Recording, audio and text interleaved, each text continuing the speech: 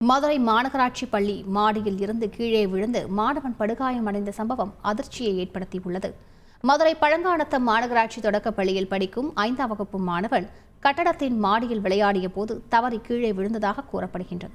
இதனால் தலையில் பலத்த காயமடைந்த மாணவன் மதுரை அரசு ராஜாஜி மருத்துவமனையில் அனுமதிக்கப்பட்டுள்ளார். இந்நிலையில் தொடக்கப்பள்ளி ஆசிரியர்களையும் மாநகராட்சி நிர்வாகத்தையும் கண்டித்து மாணவனின் பெற்றோர் மற்றும் உறவினர்கள் பள்ளியை முற்றுகையிட்டு போராட்டம் நடத்தினர். தொடர்ந்து பள்ளிக்கு சென்ற திமுக மாமன்ற உறுப்பினர் சுதனை முற்றுகையிட்டு மாணவனின் உறவினர்கள் சரமாரியாக கேள்வி எழுப்பியதால் பரபரப்பு ஏற்பட்டது.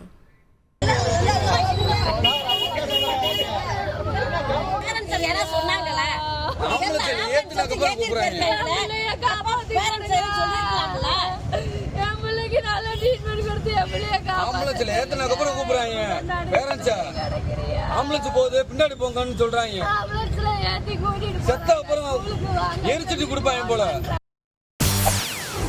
செய்திகளை உடனுக்குடன் தெரிந்து கொள்ள உடனே சப்ஸ்கிரைப் பண்ணுங்க.